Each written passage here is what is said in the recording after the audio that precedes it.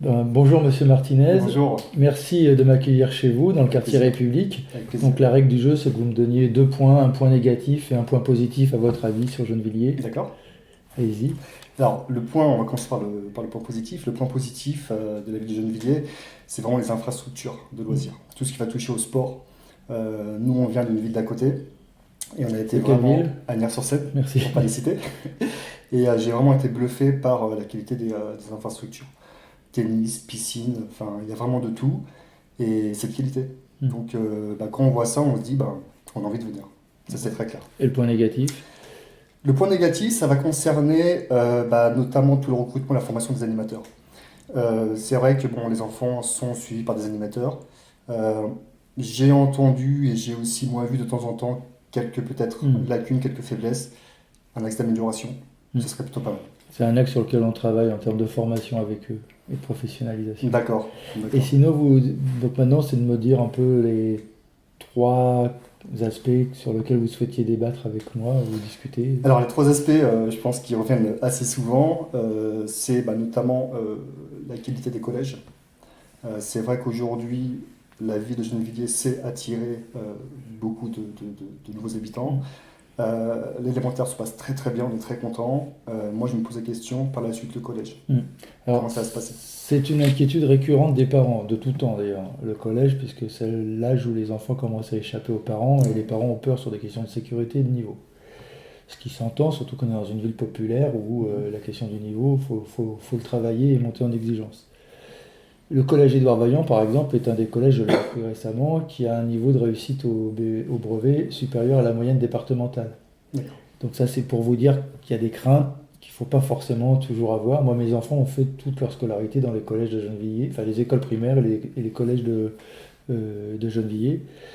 Par exemple, je ne pense pas que le collège privé d'Asnières, enfin un des collèges privés d'Asnières très utilisés, ait un niveau supérieur au collège Guy Môquet du Luth, par D'accord. exemple. Ok. Donc, par contre, moi, ce que je donne comme conseil aux parents, oui, il faut suivre ses enfants au collège.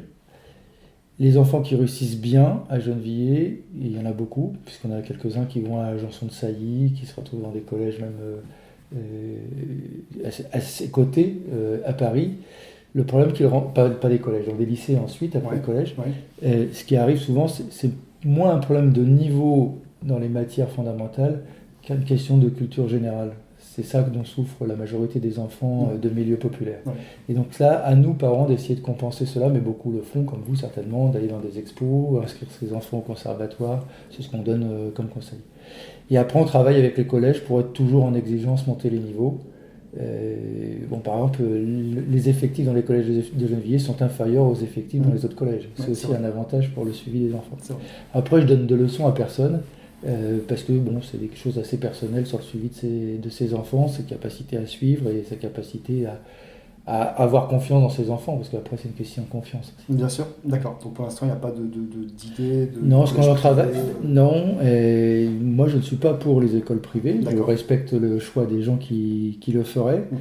Je ferai juste la remarque simplement, c'est que l'installation d'une école privée ou d'un collège privé à Gennevilliers ne serait pas forcément un gage de qualité et pour l'école publique, parce qu'il pourrait y avoir des sorties de l'école publique qui feraient baisser le niveau. Mhm. Et donc moi je suis attentif à améliorer le niveau dans l'école publique.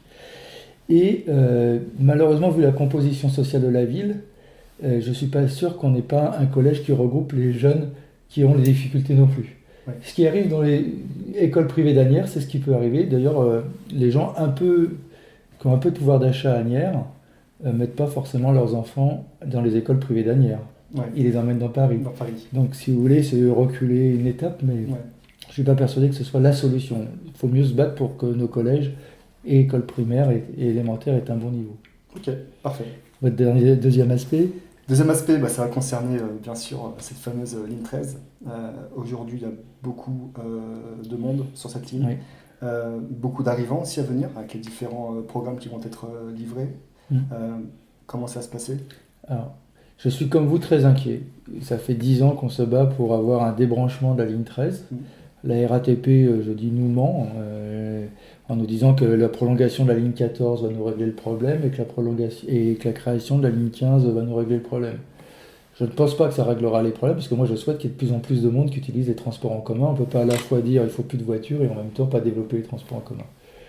Donc il faudrait améliorer les transports, d'abord faire la ligne 15 dans les temps, Oui, alors que là on nous les repousse de plus en plus. On est passé de 2027 à 2030 et maintenant je pense que ce sera plutôt 2033. Et la ligne 13, la seule amélioration possible de mon point de vue, c'est vraiment le débranchement. Ça coûte 1 milliard d'euros, hein, mais il faut que la région et les RATP les mettent si on veut améliorer. Parce que c'est le débranchement qui permettrait de faire passer plus de rames. oui. Parce qu'au bout d'un moment, on a une limite, puisqu'on tombe sur une rame sur deux arrivée à la fourche. Mm. Si on veut faire des rames qui se succèdent et qui puissent acheminer le plus de monde possible, il faut absolument débrancher. Donc ça, c'est une revendication que nous avons, nous. Et puis, il y a la prolongation du tramway aussi qui peut aider, devra aller jusqu'à Nanterre dans les années 2035-37. D'accord. Et tout ça, c'est dans longtemps. D'accord.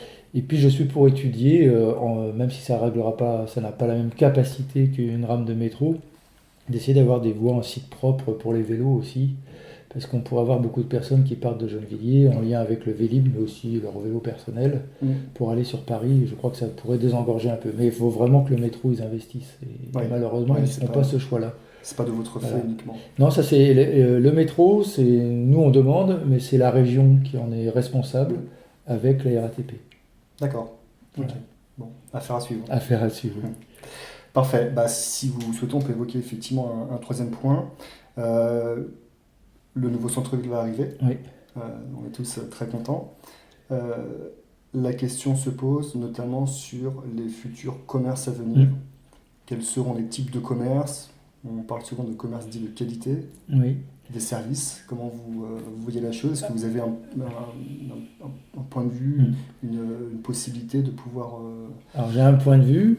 On est dans un contexte où le commerce vit mal partout. Si on traverse la France, dans tous les villages, les commerces sont en train de mourir. Et même dans une ville comme Asnières, qui était traditionnellement commerçante, Mhm.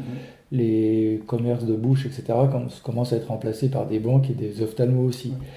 Mais ce n'est pas une raison. Donc on souhaite, nous, améliorer l'offre de commerce de proximité à Gennevilliers. Et le centre-ville devrait servir à ça.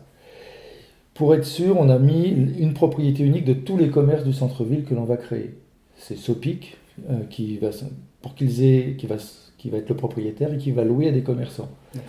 L'idée, c'est qu'ils n'ont pas intérêt de dégrader un commerce parce que sinon, c'est tout l'ensemble qui va se dégrader. Ouais. Donc, c'est d'essayer de tenir par ce bout-là. Et on en est en discussion avec plusieurs magasins pour avoir des commerces qui n'existent pas à Gennevilliers. Par exemple, on va certainement avoir le concurrent de Picard en D'accord. termes de surgelé qui n'existe pas à Gennevilliers. On veut avoir un Naturalia. Et donc on est en discussion avec eux, c'est plutôt bien parti, donc pour avoir un commerce bio dans la ville. Parfait. On avait une touche sur quelqu'un qui voulait faire crémier et vendre du vin. Malheureusement, il a des problèmes personnels, donc on recherche pour avoir un lieu qui vende de l'alcool, style ces boutiques qui vendent du vin qu'on veut acheter quand on invite des amis. On aura 2 ou 3 petits restaurants là pour être en offre de qualité pour les salariés autour et pour les habitants. Je crois que c'est un intermarché qui s'installera aussi avec un rayon bio pour avoir une petite supérette, un peu comme on a le Franprix Oui. dans l'écoquartier, qui fera l'offre de proximité. Il y a une salle de sport qui s'installera, D'accord. plutôt fitness. Mhm. On cherche un fleuriste. Il y aura un nouveau boulanger qui s'installera aussi et un bar brasserie D'accord. qui fera terrasse. Ah, Et super. l'idée, c'est d'avoir un aménagement sur cette allée qui permette aussi d'avoir comme une fontaine, comme au village, qui nous anime ce lieu pour que ce soit un lieu où on vienne D'accord. se promener. Donc, on en est là, tout n'est pas signé, donc c'est des choses qui vont progresser avec des ouvertures en 2020, fin 2020. D'accord. Voilà. Bon, des beaux projets. Voilà. Des beaux projets. J'espère qu'on tiendra jusqu'au bout cet engagement, en tout cas c'est notre souhait.